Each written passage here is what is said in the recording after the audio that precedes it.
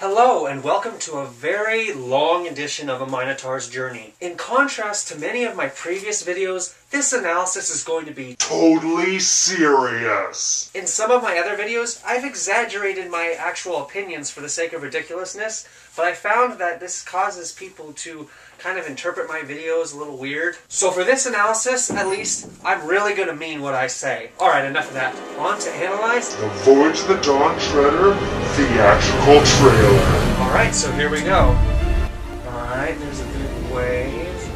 Alright, one thing. I think the visual effects people have done a fantastic job making this wave look absolutely real. Having a wave that is moving and alive but just sort of sits there at the same time is something that's a really hard concept to visualize, and it must have taken a long time to get it fine-tuned and everything. So big props there. However, you can also see Aslan's country up in the background. I am personally disappointed with the way it looks because in the books it was sort of like these big mountains that were so big you couldn't see the top of them. Here the mountains are nice, but they look pretty much the same as the mountains on Ramandu's island as it's portrayed in the movie. So Aslan's country isn't really that much of a jump visually from everything else in the movie. And here we have a shot of Aslan's shadow. Narnia Weber Josh was the first person to suggest that this might be the lamb-to-lion transformation scene. And I thought he was correct. We had previously heard that a CGI lamb was going to be too expensive, so the scene was cut. So I was pretty surprised to see this.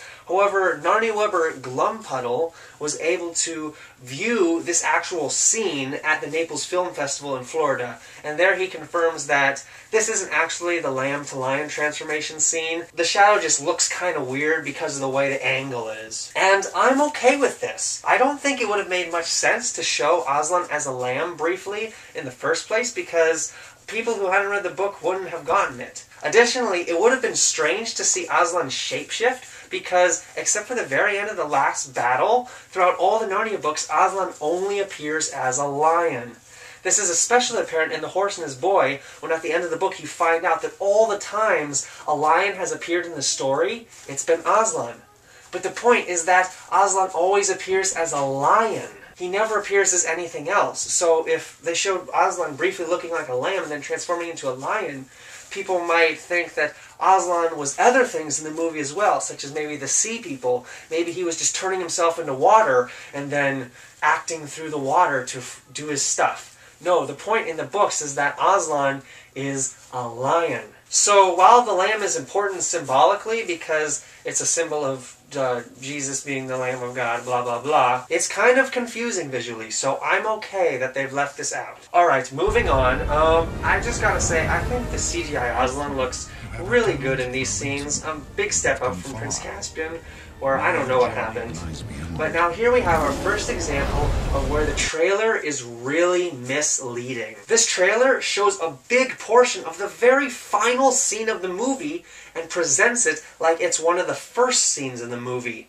It's as if this is the moment when the children are transported to Narnia, and then Aslan shows up and says, "Ho ho ho, welcome, welcome! But now your journey lies beyond this wave. Now travel through this wormhole portal and begin your journey on the Voyage of the Dawn Treader." This is the one thing that really puzzles me because I really didn't see anything this misleading in either The Lion, the Witch, and the Wardrobe or the Prince Caspian trailers. However, it's running rampant in the Dawn Treader trailers. For instance, the Dawn Treader trailer 1.5, the one that appeared on the Diary of the Wimpy Kid DVD, the whole beginning scene of that is almost an exact mirror of the Lion, the Witch, and the Wardrobe teaser trailer. So there are 3 different ways this movie could possibly begin, according to 3 different Dawn Treader trailers. I'm just pointing this out because it's another example of how deceiving the Fox marketing campaign has been so far. Moving on, a gorgeous shot of the Dawn Treader. This is all stuff we've seen before, and King and Queen of Narnia. Repeating. Your Majesties. Now this CGI is amazing. One thing I really like about this is that the dragon's skin looks like it's covered in gold. I think this was a fantastic way to visually represent that Eustace is being turned into a dragon because of his desire for gold. Alright, and now here come 2 shots that many Narnia Webbers have been complaining they look fake. There are two different ways to look at it. One is, yes, they do look fake. The second is, well, I mean, why are we complaining that a dragon and a talking lion look fake? Aside from that, I think the reason these shots look fake is they're more surreal than anything we've seen before in any of the Narnia movies. When I saw the trailer for the first time, my brain's instant reaction was, oh, that's a dream sequence. It looks like one. It reminded me of some of Salvador Dali's paintings. You know, the guy who does the really dream-like ones. Another reason I think these might look fake is because they're more bare than really anything we've seen in the Narnia movies before. I think this is representative of the fact that the Dawn Treader movie is going to be a lot more open space than any of the previous two films. Especially like Prince Caspian, where the movie felt very close and intricate because a lot of the scenes, such as everything in Aslan's How and everything in the Night Raid, it all took place inside in enclosed, confined areas. And here's an interesting shot of the cathedral that we've seen before, but now has a CGI airplane.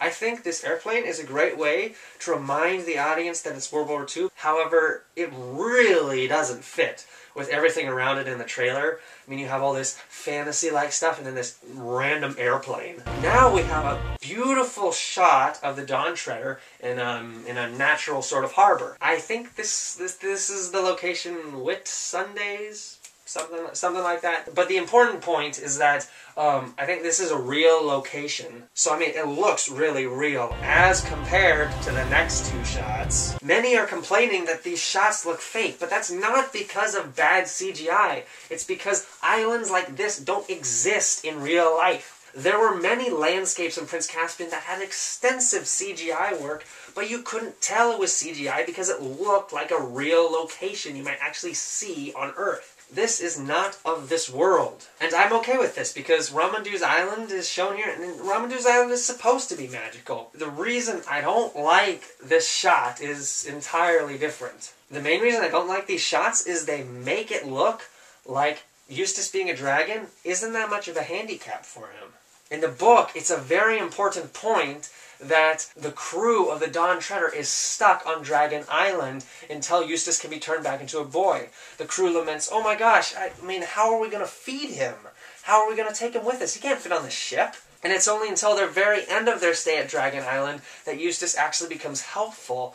Like, he goes and fixes the mass and gathers food. It's supposed to be a pressing concern that Eustace is a dragon, not sort of an afterthought like it looks like it'll be in the movie, because Eustace can just fly along with them in the movie. It's no bother that he's a dragon. They'll just have to deal with that later. I mean, I can just picture the crew being like, Oh no, Eustace, you've turned into a dragon. Don't worry. We'll find a way to fix you and turn you back into a human. Someday. Oh, so sweet. We got a dragon with us. We're invincible. Okay, moving on. This is a bunch of stuff we've already seen. And big sigh of relief here. The Minotaur actually looks real. I know a lot of people still don't like the fact that there's Minotaurs and other fantastical creatures on the ship, but hey, at least they're gonna look real. They won't look like the video game stuff we saw in the teaser trailer. Was it something I said? This Christmas, There is the source of your troubles. enemies will unite. It seeks to corrupt all goodness.